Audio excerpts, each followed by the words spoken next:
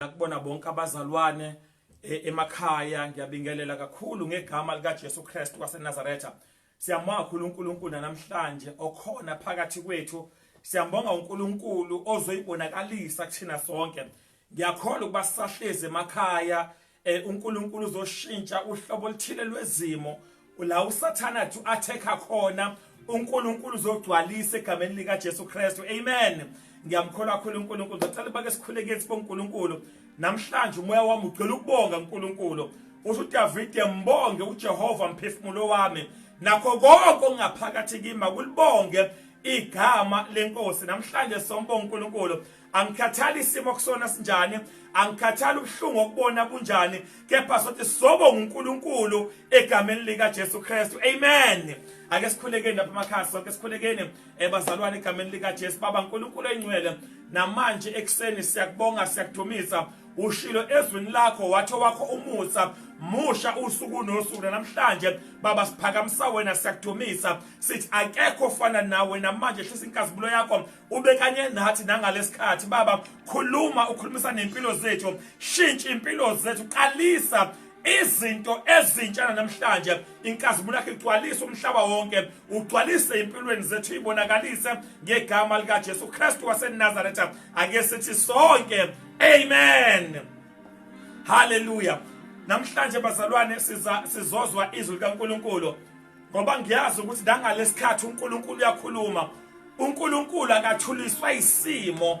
uNkulunkulu lapha ibonakalisa khona kakhulu uma kunesimo esikhona. Namanje kulesikhathi secorona, isikhathi seCovid-19, ngizothi kuwena uNkulunkulu kunento afuna ukisho empilweni yakho, kunesimo afuna ukusiguqula empilweni yakho, uzoyibonakalisa ngegama lika Jesu Kristu waseNazaretha. Amen. Ngiyazi ukuthi nesihleze emakhaya abanye bethu mhlawumbe evele ebahleze emakhaya basebenza la kuthiwa khona no work no pay. Ngizothi uNkulunkulu uzongenelela. uNkulunkulu owethu esimkhonzayo, uma ngathiwa wanikelela kuAbraham, uma ngathiwa wanikelela izimeni zonke, nakwesakho uzonikelela ngegama lika Jesu Kristu. Amen. Hallelujah. So ke bazalwane, ngale ukuthi ngihle isikhathi ngizocela nje ukuba sihambe sezweni kaNkulunkulu sakufunda incwadi ngokaLuka, Luke chapter number 6. Siza kufunda uverse number 45. Amen. Mhlawumbe ngesinye isithupha usungavula nje encwadini kaDeuteronomy chapter number 30, sofunda uverse number 19 kuyona, bese siyahamba ke soyivala ngencwadi yamaHubo u51 verse number 10. Amen. So lezo ncwadi soyifunda namhlanje bese siyavala sibonga uNkulunkulu. Hallelujah. So ke namhlanje ngizokhuluma into nje ejwayelekile, ngiyazi izwi olujwayele. Uthi ke uNkulunkulu ubekhuluma nabantwana bakaIsrayeli, uJesu ekhuluma nebandla, uthi uJesu inhliziyo zenu mazingakhathazeki. Let your heart not be troubled. Noma ngathi isimo sinjani, ungayivumeli inhliziyo yakho ikhathazeke. Ungavumeli isitha singene enhlizweni yakho. Ungavumeli uSathane azothinta inhliziyo yakho, naba nenhliziyo yakho. Ingakho namhlanje isihloko sethu esizokhuluma ngaso sithi this situation must not change your heart. Lesi simo masingayishintshi inhliziyo yakho. Lesi simo esikusona masingayishintshi inhliziyo yakho. Hallelujah. Ngoba noJehova simkhonza unamandla okwenza ongenze kubantu bese kuyenzeka kuzokwenzeka imangalise empilweni yakho. Sakufunda incwadi kaLuke chapter number 6. We are starting from verse number 45. Last sakufunda khona. Amen. Hallelujah. So ke ufunda kanjena ke lencwadi. Ngiyathemba sesikhona sonke bazalwane usufikile lapha ekhaya. Incwadi kaLuke chapter number 6. Sifunda only verse number 45. Amen. Funda kanje. Uthi ke verse number 45 uthi, a good man out of the good treasure of his heart brings that which is good. A good man out of his good treasure of his heart brings forth which is good. Bese ithi elandelayo ilayini elandelayo, an evil man out of the evil treasure of his heart brings forth, which is evil. But nasayivala athi, for of the abundance of the heart, the mouth speaks. For of the abundance of the heart, the mouth speaks. So again, namhlanje, as I said before, sizobheka inhliziyo yomuntu. Ngizothi kuwena ungavumi ukuba inhliziyo yakho ishintshwe isimo. Singaba kule simo njengamanje, kepha ngizothi ungavumi ukuba inhliziyo yakho ishintshwe isimo. Ngizothi kuwena ngifuna ke sibheke uJesu namhlanje ukhuluma ngeinhlobo zeinhliziyo ezimbili. Inhliziyo yokuqala akhuluma ngayo, ukhuluma ngenhliziyo enhle nenhliziyo elonde ingcebo enhle. And then athi leyo nhliziyo elonde ingcebo enhle, that heart and a treasure enhle, uthi uNkulunkulu kuyona kuzophuma izinto ezinhle. Aphinda athi inhliziyo yesibili, athi le nhliziyo yesibili kukhona inhliziyo embi, an evil heart. Athi out of that evil treasure of his heart, it will bring forth, kuzophuma into embi. Namhlanje kusene ngizothi kuwena ungavume ukuba inhliziyo yakhe ishintshwe isimo. Nabe sibheka la uJesu ekhuluma ngayo, ngizokuncenga lapha ekhaya, ngizocela ukuthi ake check inhliziyo yakho, check your heart. Njengamanje, don't allow anybody to check your heart. Check inhliziyo yakho, zibhekele wena inhliziyo yakho. Abantu abaningi bafuna ukubheka abantu, asukubheka ba inhliziyo yakhe injani, but sobona izinto ezikhulumayo. Whatever kushoyo ilokho ongaphakathi enhlizweni yakho. uJesu ukhulumile ngenhliziyo, ingakho ethe ukuthi lotene inhliziyo bazingakhathazeki namhlanje, ngizothe yakho inhliziyo mayingashintshwa isimo. Ya understand asiningi izimo, kepha ungavuma inhliziyo yakho ishintshe.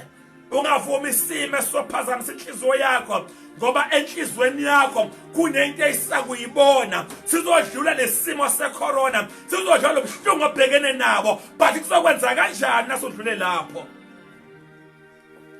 Ngifuna ubheke uJesu lakhona nabaFarisi, ukhuluma ngenhliziyo, abantu uyazazi inhliziyo zabo. Nawe namhlanje ungafani nabantu abaziwa ukuthi inhliziyo yakho yimbi, ngake uthi inkosi ngizoyiletha kuwe, uzoyishintsha inhliziyo yetshe, uzofaka inhliziyo kamoya. Namhlanje uzobona amandla kaNkulunkulu egameni lika Jesu Kristu waseNazaretha. Nabe sibheka lo lana sezantsi, uthi kuJesu, for of the abundance of the heart, ekwaleni ekuchibeni kwenhliziyo, once yachichima inhliziyo, uthi kuJesu khona into ezakuphuma ngomlomo. So ke namhlanje ungasikhohlisa, uzube nesmile, ukuze ube ngathi yonke into ihamba kahle, but siyazi bayike yagcwala inhliziyo, kukhona esisakubona. Nayike yagcwala inhliziyo yakho, khona into ezakuphuma ngaphandle. Ungaqhamuka ukusmile uthi yonke into ihamba kahle, kepha sokuzwa into eyikhulumayo ukuthi ngempela khona okukhona ngaphakathi kuwe. Namhlanje ngizoshintsha, uNkulunkulu uzoshintsha isimo sakho, uNkulunkulu uzokhulula enhlizweni yakho, uNkulunkulu uzoqaqa amafinda asenhlizweni yakhe egameni lika Jesu. Uthi ke lapha ekugcineni, ngokuchichima kwenhliziyo, ngokuchichima kwenhliziyo, uthi kuJesu lokho kuzoba sekuphuma soba sikubona. Ake sibheke la ku Deuteronomy chapter number 30 verse number 19. Deuteronomy chapter number 30 verse number 19. Ngifuna ke sibheke ba uNkulunkulu ukukhethisana namhlanje. Inkinga yakho ufuna ukukhethiswa ngabantu. Bayeka abantu behleba, bayeka abantu bekhuluma ngawe, bayeka abantu besho zonke izinto. Mhlawumbe ngenza bakuthakatha nangasekhaya, mhlawumbe uthakatha umndeni khohlwa yibo. Ake sibheke ba uJesu uNkulunkulu usikhethisane. Namhlanje kusengathi ungakhetha kahle nawe. Kade ungasho ukuthi noma ngathiwa khona okubi, but ngifuna ukukhetha okuhle. Inhliziyo yakho igcwase ngeinto ezinhle, khona kuzophuma into ezinhle empilweni yakho. Deuteronomy chapter number 30 verse number 19 ufunda kanje. Uthi uNkulunkulu, I have set before you. Futhi kahle, akubekwa ngoba umkhuno, akubekwa ngabazalwane, musu kuvumela kumakhelwane adlale ngawo. Uthi uNkulunkulu, I have set before you. wathi uNkulunkulu, I have set before you life and death, ukufa nokuphila. Into engiyithandayo la uNkulunkulu uqanqe life and death, akaqali ngokufa. Uthi uNkulunkulu phambi kwakho ngibekile ukuphila. Namhlanje ake ubheke uNkulunkulu inkosi, ngiyacela ukukhetha lokuphila unginikeze khona. Inhliziyo yakhe igcwase kokuphila mntaka baba lapha ekhaya. Simo sakho singaba sibe, mhlawumbe ngenzeka kuba uyagula, mhlawumbe uphethwe nale corona, mhlawumbe icorona ifica uvela ugula, uthi kuJesu namhlanje uNkulunkulu uthi I have said ngibekile phambi kwakho, wena ozoyikhethela. Uthi okokuqala uthi ane ngibekile, I have set before you life and death. Uthi number 2, I have set before you blessings and cursings. Uthi namhlanje zikhetheleke wena, uthi uyacela uNkulunkulu khetha ukuphila namhlanje. Uthi choose life. Ngenzeka bamhlaba abantu bakubone ngathi wena ngathi usukukhethile ukufa. Njengamanje kunabantu abakhulumayo, mhlawumbe uyagula uphethwe yikhanda, usene ngafa, uthi ukula ngitshela namhlanje musukhetha ukufa. Uthi khetha ukuphila, choose life. Adlule lapho uNkulunkulu nabe khuluma athi that both of you and your offspring, you and your descendants, you and your seed may live. You shall live only if you choose life. Namhlanje kuseni uthi uNkulunkulu angitshela ukuthi you can choose life. Inhliziyo yakho ungayigcwalisa ngokuphila. Namhlanje kuseni gcwalisa impilo yakho, gcwalisa inhliziyo yakho ngokuphila. Kulesimo kusona sikubulala. Don't allow your heart ukuthi shintwe isimo. This situation asikayishintshi impilo yakho. Lesi simo asikayishintshi inhliziyo yakho. Abantu bengakona musu kuba nenhliziyo wembe ngenxa yabantu, musu ukuthi usolwa nabantu kade ungena uyisilwe, akothi inkosi ngifuna ukubona wena. Kodwa ngithandayo lana uphela that both you and your seed, you and your offspring, you and your descendant may live. Yazi ngisasho lo line ngikhumbula ngeke ngathi ngilale radio at some stage, and then ukhona this guy who was in prison, and then base beyam interviewer ukuthi akakhuluma isimo sakhe kwaba kanjani. Wathi uyayisola njengamanje, wathi inhliziyo yakhe isishintshile from what he has been before. Uthi njengoba sishintshile, uthi kodwa there's something engiphathe kabi. Uthi ngesikhathi ngisejele ngisengihlezi isikhathi ngithe namsengila ko 28 years, kwafika ingane yami naye angena ejele iboshiwe ecala lifana nengilenzile. So ke why kwenzeka njalo? Because inhliziyo yakhe wayeyigcwalisa ukubona. And then ngalesikhathi ehleze ejele nengane yakhe, the seed, the descendants, the offspring, yenza exactly that yenza ubabuwayo. So ke namhlanje whatever okwenzayo kuzodetermine future abantwana bakho. Whatever inhliziyo yakhe egcwele khona, ikhona kuzobonakala nezingane zakho zikwenze. This gentleman ngasikhathi ejele uthi kwamphatha kabe enhlizweni yakhe, ngifuna ubheke akazange ephatheke kabe ekhanda, akaphathanga kabe emzimbeni, kodwa inhliziyo yakhe yaphatheka kabi ukuthi umntwana wakho usengaphakathi ejele. So nawe namhlanje just think for ama offspring zakho, think for abantwana bakho, think for inzalo yakho, ukuthi whatever you do njengamanje angabi into ezolimaza abantwana bakho kusasa. From the abundance of the heart, the mouth speaks. From the abundance of the heart, ilokho sokubona ukwenza your actions sakwabona. Ake ngisho lokho before ngikhubeke ngikhuluma ngenhliziyo the evil heart. Lalela kunabantu njengamanje, you are deciding ukuthi ufuna ukubulala unkosikazi wakho ubuya nezingane zakho. Namhlanje ngizothi kuwena ake uyeke leso simo leso, buyela uNkulunkulu. Nkosi ngicela ungiphe inhliziyo enhle. Because ngicela ukudala kumele inhliziyo enhle njengamanje, create in me a new heart. Namhlanje ngifuna ubheke ukuthi ungasivumeli so simo sishintshe inhliziyo yakho. This situation will never change your heart. Lesibheke naso ngeke sikwazi wena ozoshintsha, but isimo asukwazi ukushintsha. Lalela ke, ake sibheke this evil heart. Namhlanje ekseni ngifuna ke sibheke lenhliziyo embi ngifuna namhlanje ekseni ke sibheke ukuthi inhliziyo embi inamuphi umphumela. Inhliziyo embi yini izoba isivuno sayo? That evil heart, what will be the outcome after everything? When ngizothi namhlanje, don't allow your heart to be changed by this situation. Uthi lalelayo umfunda incwadi ka 1 Samuel chapter number 2, we'll read from verse number 12 to 17. Asuyifunda, but ngifuna ubheke lokuliza uNkulunkulu amadodana kaEli, the sons of Eli, baphenduka baba izinto ezipolileyo, inhliziyo zabo zabalukhuni. Litha uNkulunkulu wamcasula lokho lalela ngenxa yeinhliziyo zabo. Ngisho ubaba wabo, who was the priest by that time, into eyenzeka waluza inkazimulo kaNkulunkulu. Lithi izila uNkulunkulu waqala wangabona ngisho emehlweni. Why? Because ingane zakhe inenhliziyo ezimnamhlanje. Ake ubheke inhliziyo yakho, ungatsho njengamanje uyagula, mhlawumbe unoshukela ne-BP, akuyona inkinga into oyidlayo, akubona abantu ohlezi but inhliziyo ibophile. Namhlanje ake uqaqa izinto ezisenhlizweni yakho. Namhlanje ake ubheke inhliziyo yakho, ake uthi Nkosi ngifuna ukushintsha lesimo lesi. Uyazi ngifuna ubheke ukuthi uEli waqala wangabona emehlweni. Lithi uNkulunkulu waqala waba umuntu ohlezi endlini. Kungenzeka ba ungena shubingela omakhelwane, akubona omakhelwane abanenkinga. Inkinga uwena awukwazi ukudlulisa lenkinga ekhona nomakhelwane bakho. Namhlanje uNkulunkulu anginikeza ichance, ngifuna ukuthi ukwazinikeza ichance to change your heart. You need to change your heart. This situation, umakhelwane oxabene naye akusona isimo esizolimaza inhliziyo yakho, but wena ama actions akho azolimaza inhliziyo yakho. Amadodana kaEli, they were supposed to be the next priesthood. But because of their action, because of their hearts, ayemabe uNkulunkulu wabakhipha maqede wazofaka. Ngifuna ubheke wafaka uSamuel, somebody from another house, from another home, wazomfaka wazothatha i-inheritance yabo.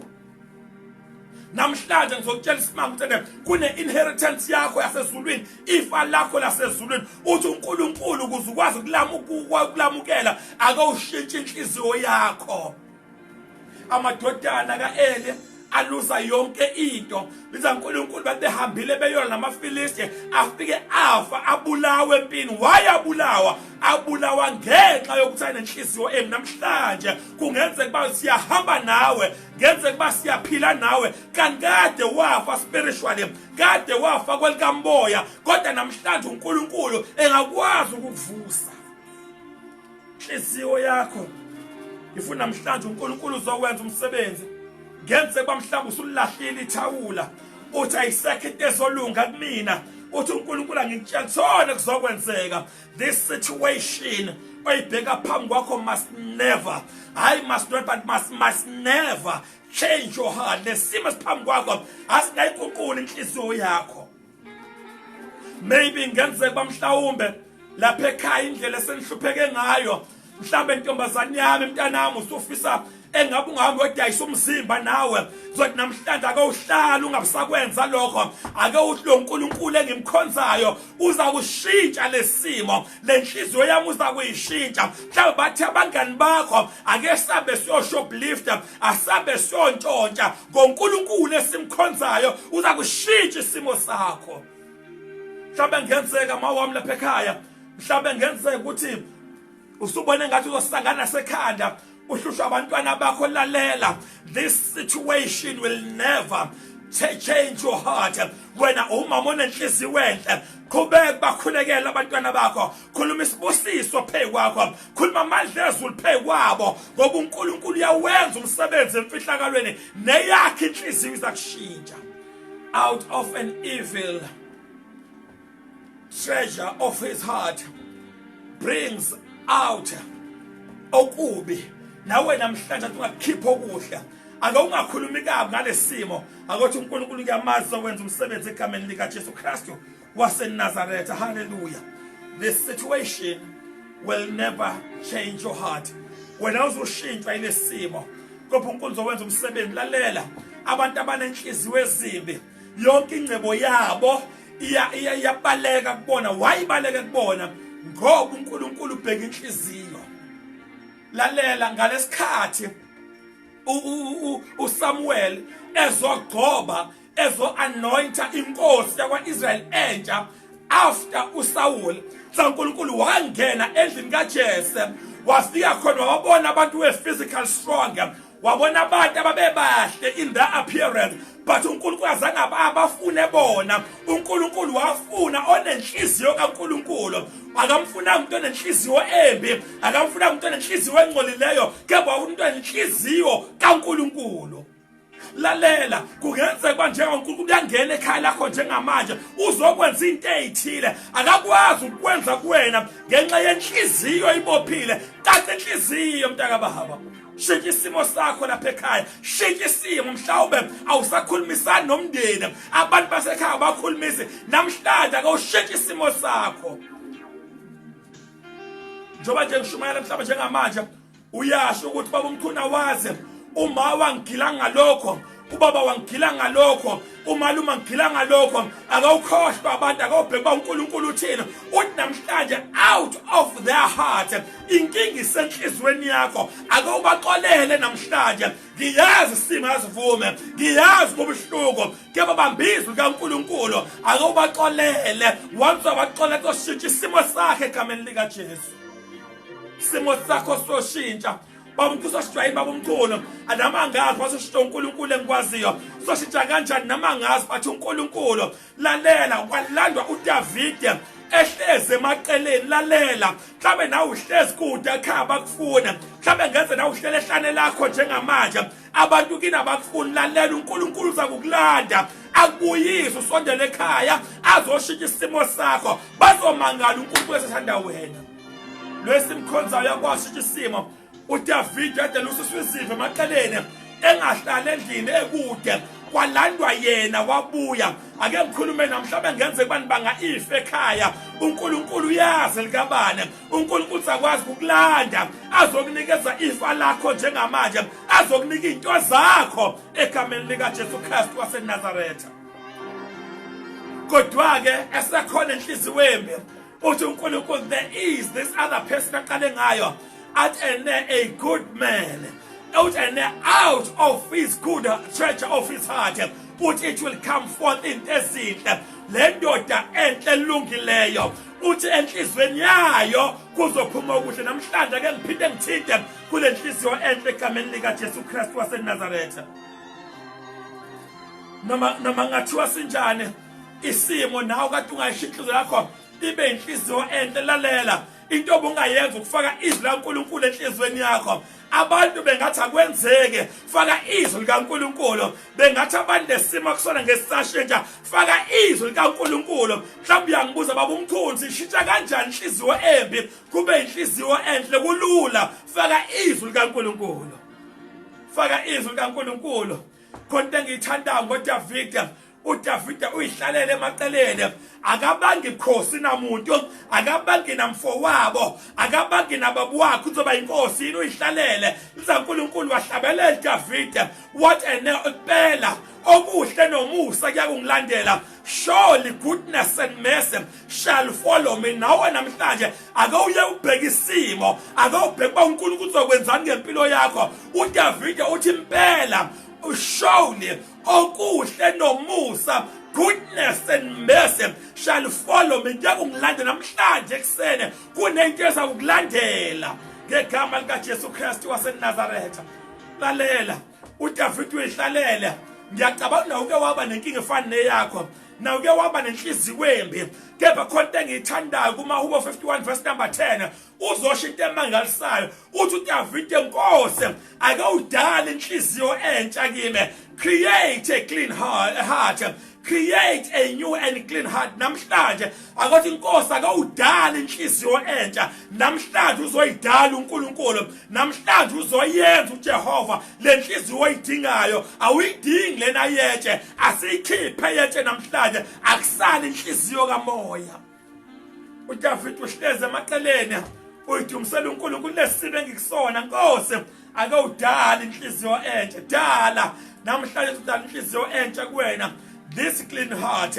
this good heart izodalwa empilweni yakho njengamanje izodalwa uzoyidala uNkulunkulu lalela uDavid eyihlalele ubona umusa kaNkulunkulu ubona ubuhle bukaNkulunkulu uthi uDavid ngihlalele uDavid ngihlalele nje thempelini laNkulunkulu but akekho ngapha thempelini ungaphandle emaceleni uthi kepha Nkosi ngihlalele nje thempelini lakho nawe ake uhlale kukhona baNkulunkulu hlala kwinkazimulo kaNkulunkulu hlale emandleni kaNkulunkulu uJehova masiqine emandleni akhe amakhulu namhlanje ake uqine kuNkulunkulu haleluya lalela uthi le lapha egcineni ithene for of the abundance of the heart the mouth speaks uthi ekwaleni kwenhliziyo umlomo uzokhuluma wena uzoba yilokho esokubona ngoba kugcwele enhlizweni yakho asukubona ngento ongeyona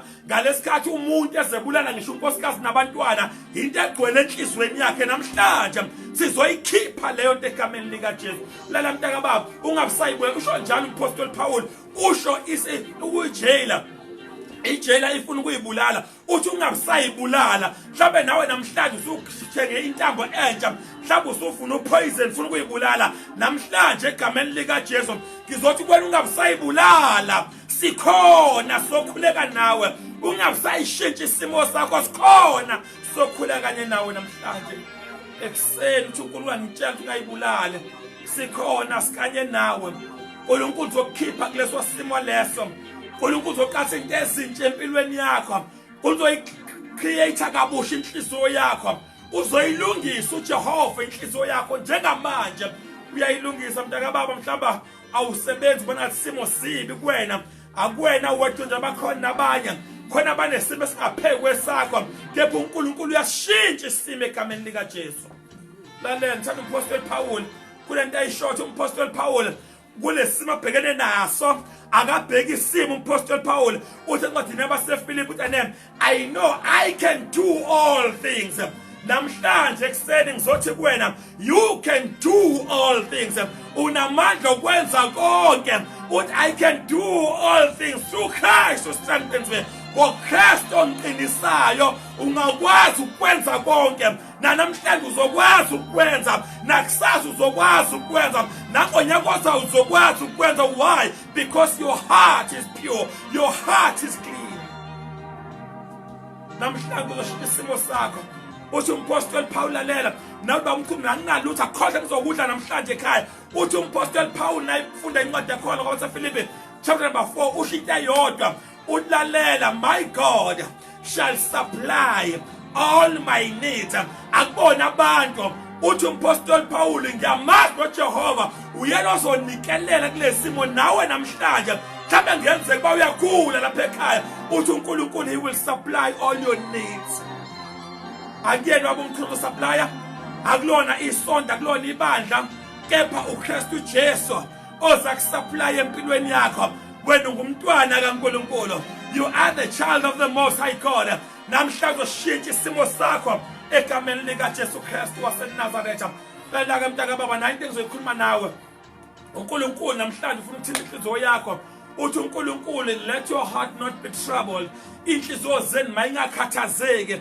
namhlanje ngizokuncenga mntaka baba ake sabe nawe siye kumahubo siye kuPsalms number 51 verse number 10 uthi David oh Lord create a clean heart uthi Nkosi dala inhliziyo entsha enhle kimina namhlanje ngifuna ukukhuleka nenhliziyo yakho namhlanje ngifuna ukukhuleka nesimo kusona mhlawumbe njengamanje ucabanga izinto ezimbi mhlawumbe njengamanje ucabanga ukuyibulala mhlawumbe njengamanje ucabanga ukuthi lesimo soqeda ngawe lalela this situation will never change your heart wena ngekwazi ukuyibulala namhlanje lalela amaphilisi ukuthi wabule uzobula ngawo ngicela namhlanje wabeke eceleni bese uNkulunkulu uyishintsha inhliziyo yakho leyo ntambo ukuthi uyibulala ngayo namhlanje uzoyishintsha uNkulunkulu impilo yakho namhlanje uzothi wena lo gas uzoyibasa ekhaya bese uyashisa ekhaya lakho uNkulunkulu uzokwenza umlehluko empilweni sizoshintsha isimo sakho lalela lesimo ukuthi sokubulala uthi uNkulunkulu washintsha inhliziyo yakho yonke izoshintsha egameni lika Jesu lo Jehova simkhonzayo uzoshintsha impilo yakho ufuna ukukhuleka nawe lapha ekhaya mhlawumbe ngenzeka ba uthi baba uMchunu awuyazi yami inhliziyo injani ufuna ukuthi siba ngiyabona ukuthi angiyazi but uNkulunkulu uyayazi ngithe kuwena into enzo uDavid wagcwalisa izwe empilweni yakhe umpostoli Paul wagcwalisa izwe empilweni yakhe Abraham wagcwalisa izwe empilweni yakhe inhliziyo yakhe imtshela angibathola abantwana but that day ethe uNkulunkulu when you are no longer Abraham from now usungu Abraham